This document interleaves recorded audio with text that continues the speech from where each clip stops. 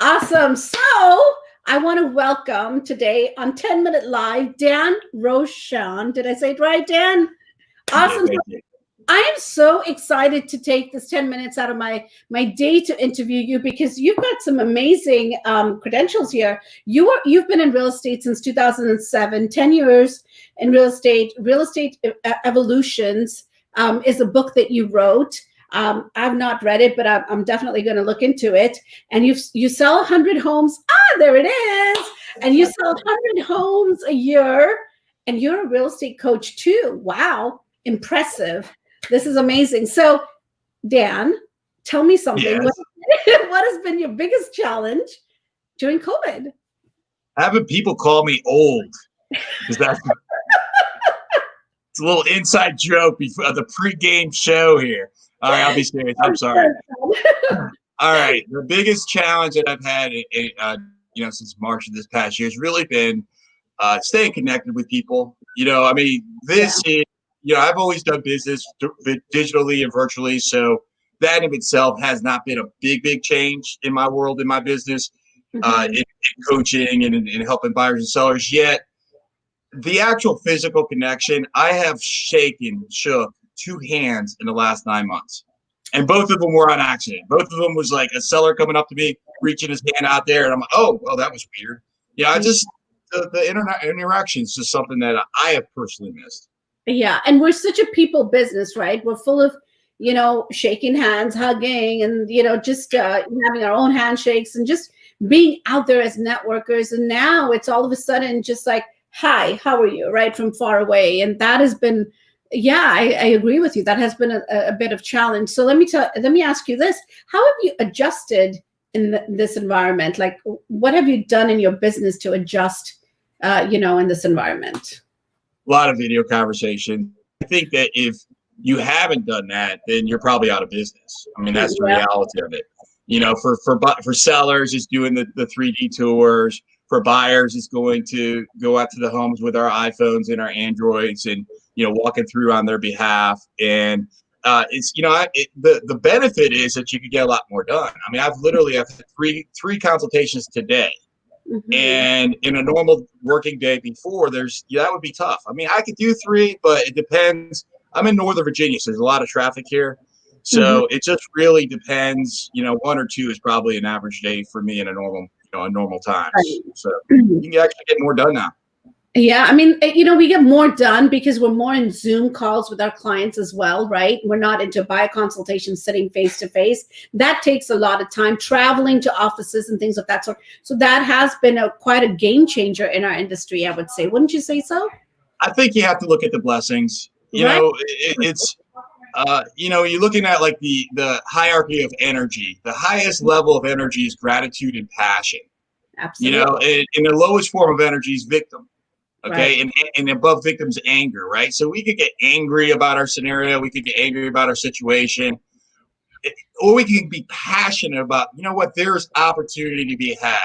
I'm grateful for the fact that I get to spend more time with my daughter, with my wife, with my family. And what we know is that gratitude and victim or anger, they can't coexist. Right. So I can't help that it's raining outside. I can't help that there's a pandemic. I can bring my umbrella though. Okay. Right. And so it's about what are we going to do in the face of circumstance to be able to find areas that we're grateful for and areas that we allow for ourselves to be passionate about, and then just go all in on that. And that's my philosophy. And I love that because that is something, gratitude. I write in my gratitude journal every single night. I wake up with affirmations every single morning. I think that is a huge part of our business. A lot of people don't realize how big that is. I mean, that it's a mindset thing, right? I talk about it so much because I think it's important for us to realize that. Let me ask you this. How do you stay positive and motivated? It's a choice. Yeah. I mean, it's a choice. It's a choice. Well, first of all, it's understanding why I do what I do. And if someone's watching or listening to this right now, I'm going to encourage for you to ask yourself the question, why am I selling real estate? And then ask you a follow-up question, what's important to me about that? And what's important to me about that? At some point, you're going to get to the root of why you're doing what you're doing. When whatever that why is, when that's big enough, the how always shows up. It always shows up. And it doesn't have to be something huge. It does not have to be like, I want to change the world. It could be, I want to pay my mortgage or my rent. That's cool, right? Yeah. Whatever it is, why are you doing what you're doing? Just get clarity on that. Write it on a sticky note, put it on your desk, and look at that every single day. When you're having struggles, when you have challenges, just look at that and you'll stay positive. That is so cool. I'm so glad you said that. When you know what your why is, the how shows up. That is so profound out there. If anyone gets anything out of it, this is it. This is the aha right here, is, the how always shows up because your why is big enough. And, for me, yeah. And I always say this is my why is huge for me. And there's no day that I sit around. Everyone asks me, when do you take a day off? For me, there is no such thing. You have to force me to take time off. And I think for most of us, it's like that, Dan. Some, and now we've begun to okay, take some time out. But your why is so big that you want to, the how shows up. And that's a big, huge aha from this. I would say more importantly, or as importantly, for having a big why, whatever the case may be, is just be present to it. Because when you're present to why you're doing what you're doing, that in of itself, to me, is the secret ingredient to the sauce. Be present to it. That's awesome. Yes, yeah, and that's why I say put it on a sticky, put it on your desk, and look at that every single day.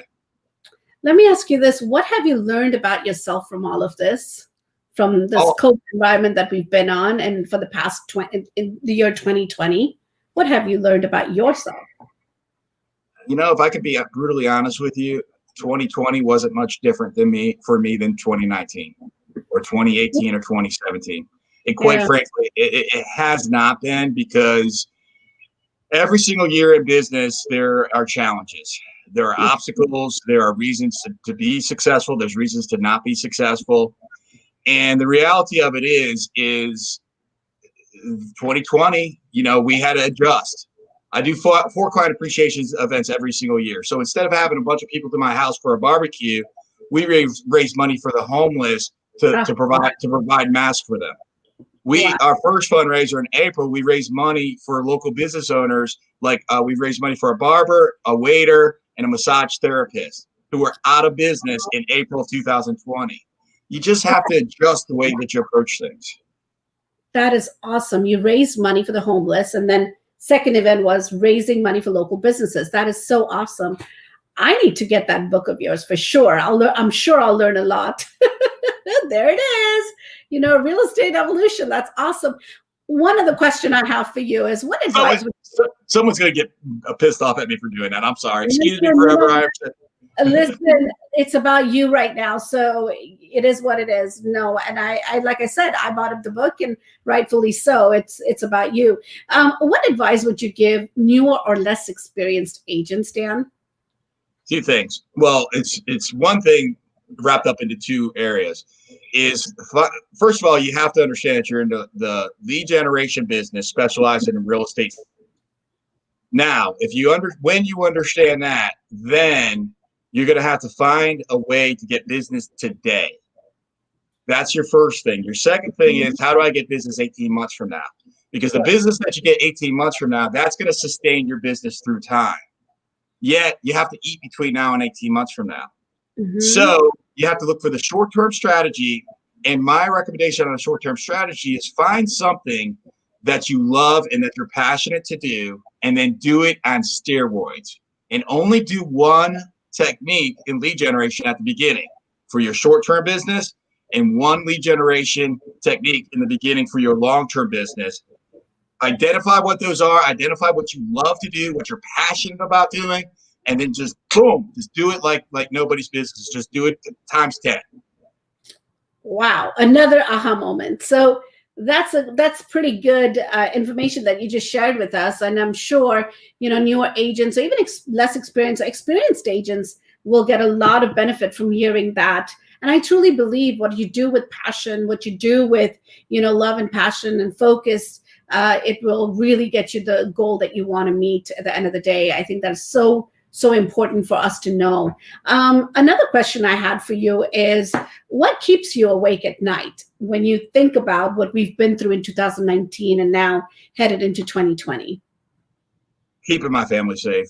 I've got a 74-year-old mother who lives. I built a house for her right next door to me, and I did that because she took care of me for the first couple decades of my life, and now I'm privileged to be able to help her. And I'm extra cautious because I've got a 10-year-old daughter and a 74-year-old mother both living with me, and I'm more concerned for my mom than my daughter to keep myself safe, free of getting sick, and staying healthy, because it's for her than myself, but of course for myself as well, and my wife. Absolutely. I think that is so important, to keep ourselves safe, and to keep our loved ones safe. And it was such a pleasure to talk to you, Dan. It was really my honor, and thank you. Hopefully we can meet sometime in the near future. And that's it. That's our 10 Minutes Lab. Thank you so much. Thank you. I appreciate your time. You're welcome. Bye, Dan.